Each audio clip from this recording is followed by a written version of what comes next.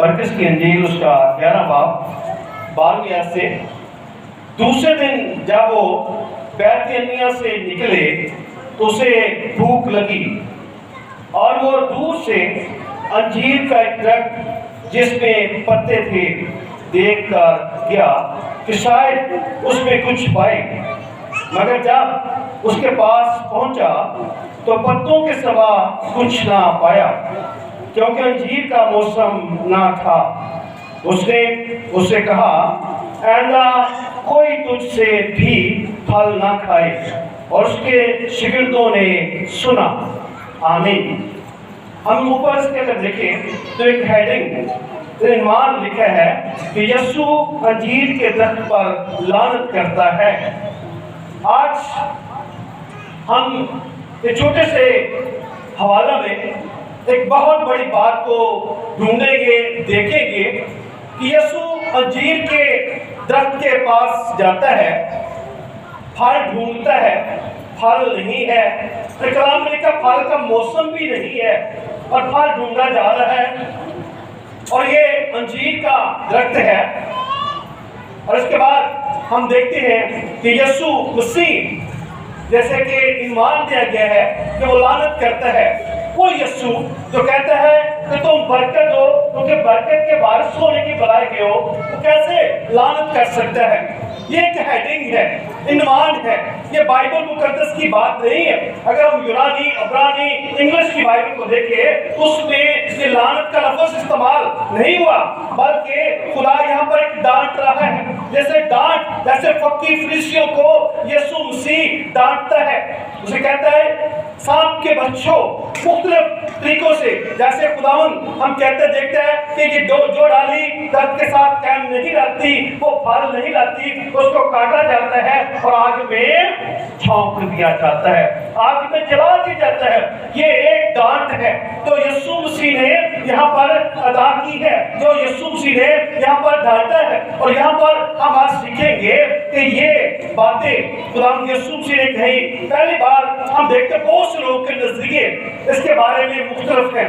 ہم نے اس کلام کو پہلے بھی سنا ہے، لیکن آج جو نظریہ خدا ہمارے سامنے رکھ رہا ہے، اس درخت کا نظریہ، اس درخت کا مقصد کیا ہے، یہاں پر ہم دیکھتے ہیں کہ بہت سے لوگوں کا یہ نظریہ ہے کہ یہ جو پیغام ہے، یہ چند آیتیں جو ہیں بڑی مشکل ترین والا، بائبل کا بہت ہی مشکل ترین حوالہ ہے کہ یہ یسوع مسیح یہاں پر بھوک کی بات کر رہا ہے۔ یسوع مسیح کہتا ہے بھوک لگی، آؤ درخت کے پاس چلے۔ اس کے بعد دوسری بات جو لوگ کہتے ہیں کہ یہ ایک تمثیل تھی جو حقیقت میں بدل دیا گیا، اس کو درخت کا روپ جو ہے دے دیا گیا۔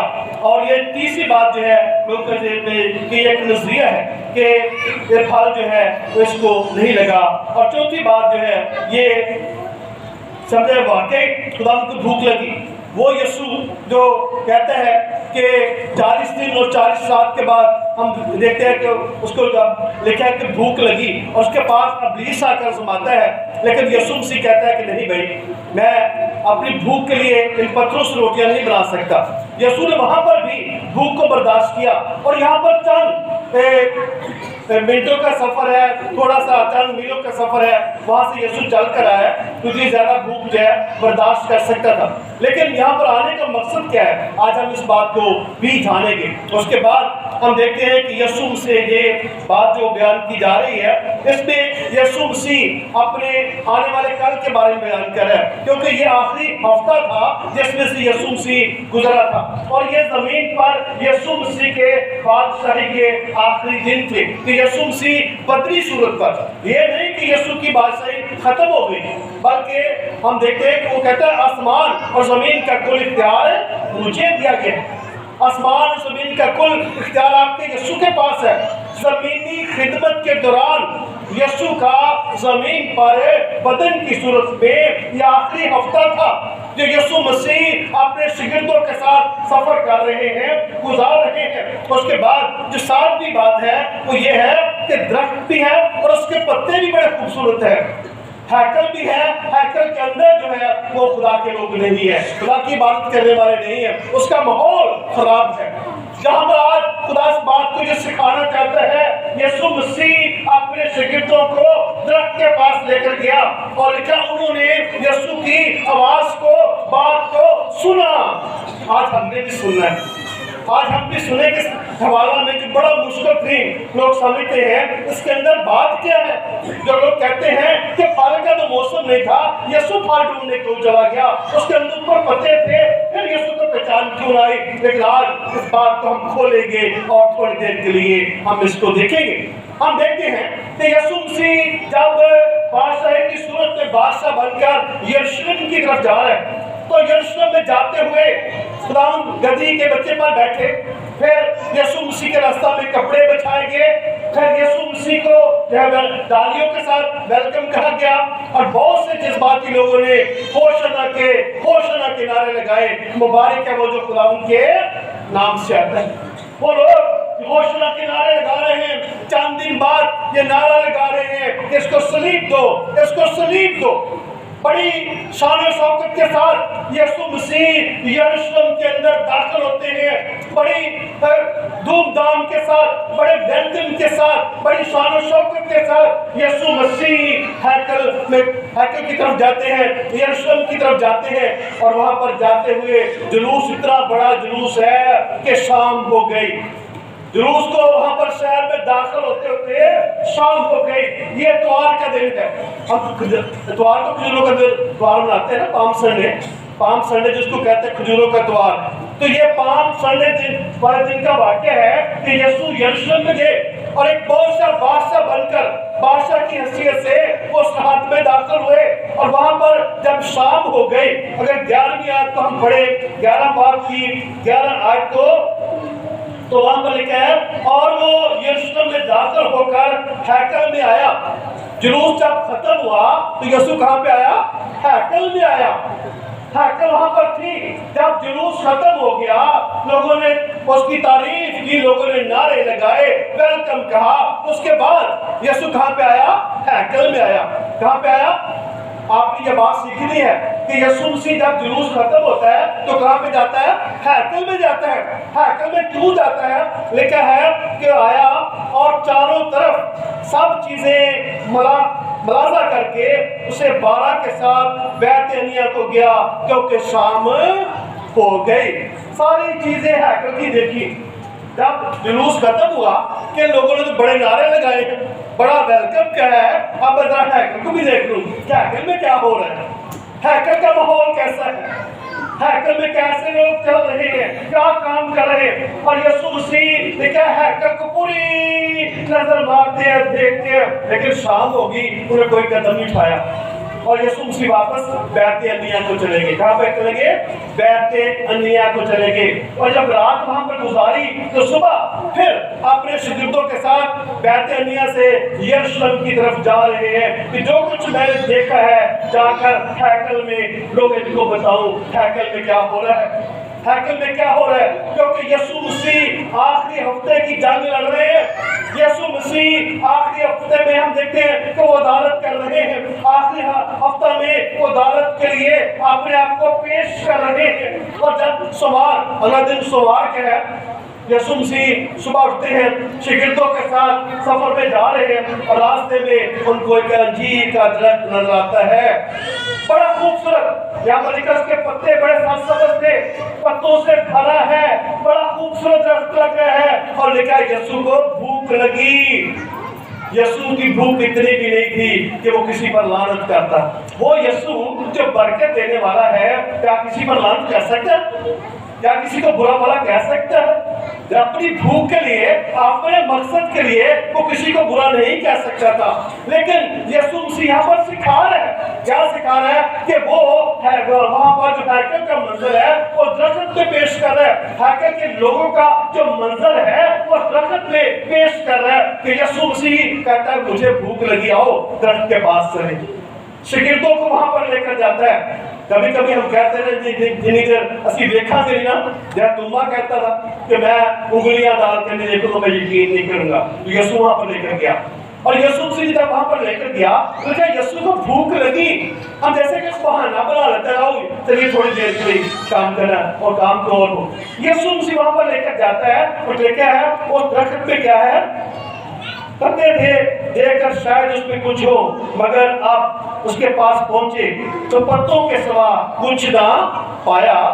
پتوں کے سوا صرف پتے ہی پتے ہیں، پھل ڈھونڈ رہے ہیں، پھل دیکھ رہے ہیں، لیکن اس کے اندر پھل نہیں، پھل کا موسم بھی نہیں، پھل کا موسم بھی نہیں ہے، یسوع پھل ڈھونڈ رہا ہے۔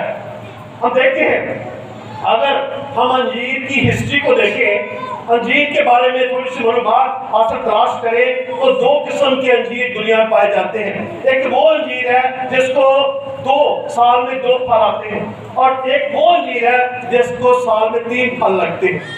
لیکن یہ انجیر کی خوبی ہے کہ انجیر میں پہلے پھل آتا ہے پھر پتے آتے ہیں۔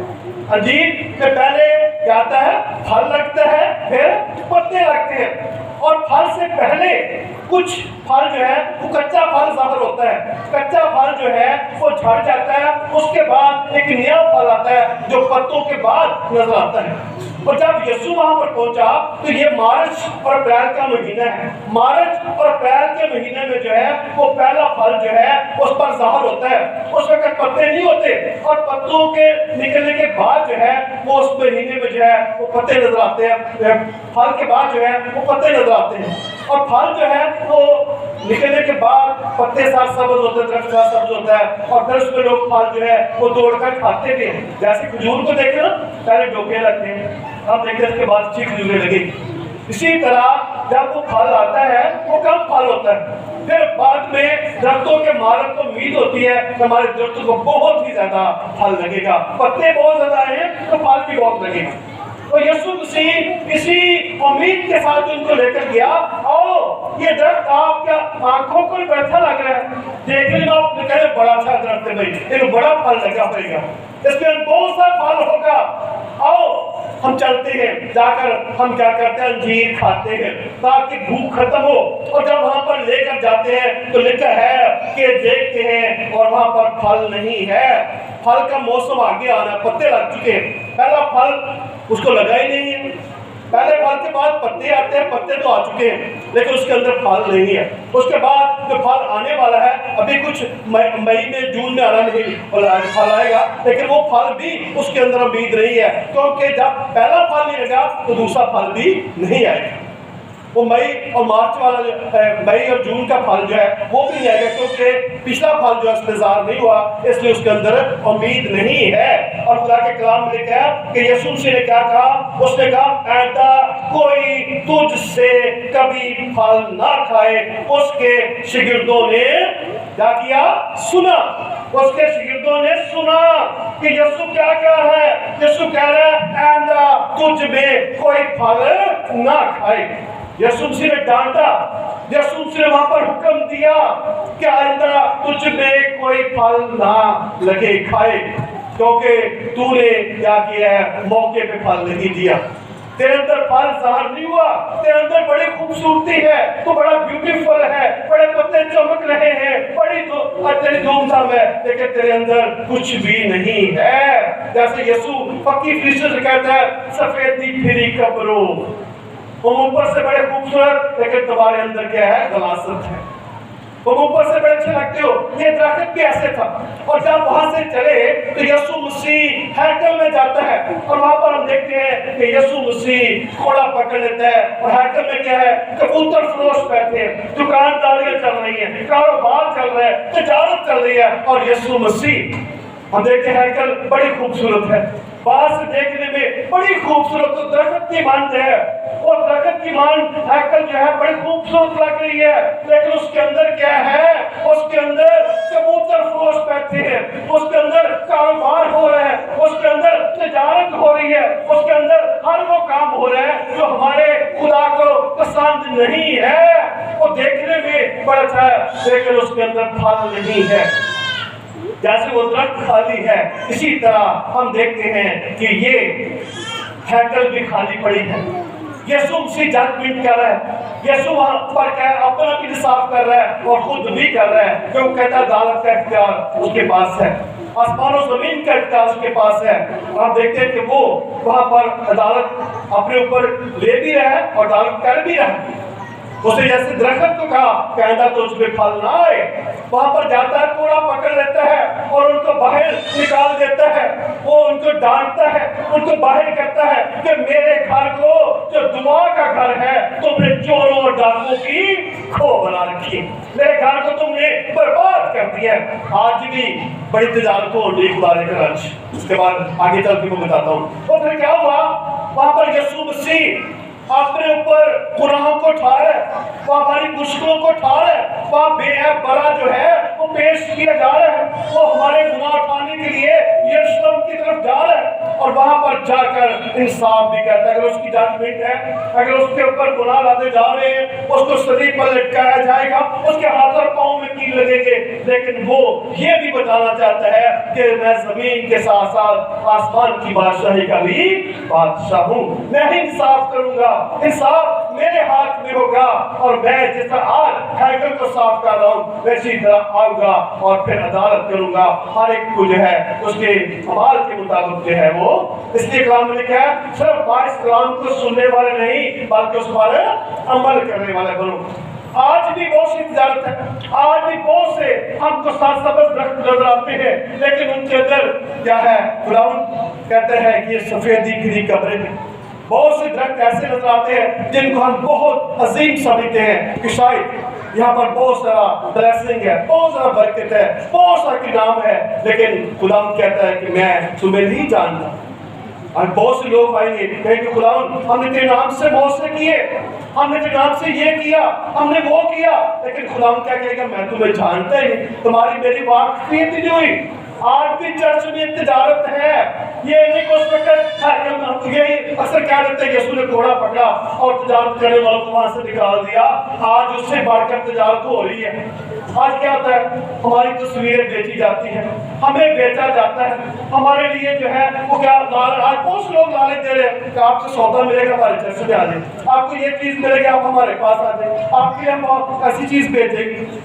आज भी ऐसे है, जहाँ पर राशन देखते हैं वहां पर शायद यहाँ पर बहुत से राशन दरबारों पर भी होता है, बाजारों पर भी होता है, लेकिन हमें पहचान करनी है कि क्या दरख्त के अंदर फल है, सिर्फ पत्ते नजर आ रहे हैं, हम खूबसूरती पे ना जाए। यीशु मसीह इस दरख्त की पहचान कर रहा है कि इसके अंदर फल नहीं है, इसके अंदर सिर्फ सात सबज पत्ते हैं, इसकी बनावट खूबसूरत है, लेकिन इसके अंदर क्या है, फल नहीं। आज खुदा हमसे भी ये कहता है कि तुम्हारी रोशनी आदमियों के सामने चमके ताकि तुम्हारे कामों को देखकर तुम्हारे बाप की तमजीद करे, तुम्हारे बाप की तमजीद करे।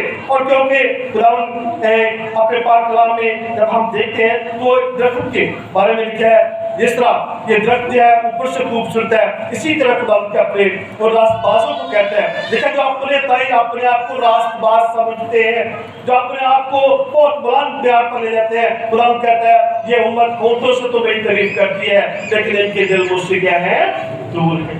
ये खुदा खुदा तो कहते हैं, ये खुदावंद खुदावंद तो मुझे कहते हैं। आज अगर देखें ना बहुत से जगहों पे क्या होता है, कहीं पर पादरी को गश पड़ रहे हैं, कहीं पर कलीसिया को गश पड़ रहे हैं, पता नहीं किधर किधर तलीमा, कैसे कैसे लोग कैसे कैसे खुदा के घर को तजारत बना रखी है। खुदा की खिदमत, खुदा के कलाम में जब तू खुदा के घर में आए तो क्या करे, शोर करे, संजीदगी से कदम रखे।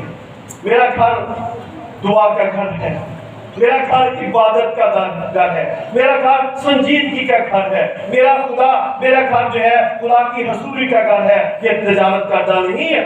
अगर हम खुदा के घर को तजारत करना बना लिया है तो फिर हमारे अंदर समझ लेके पत्ते हैं, बड़े खूबसूरत पत्ते हैं, लेकिन उनके अंदर कुछ भी नहीं है, उनके अंदर खुदा की हजूरी नहीं है, उनके अंदर खुदा नहीं है। और खुदा का काम लिखा है उसका ताज उसके हाथ में होगा, वो इंसाफ करेगा, वो बदला देगा।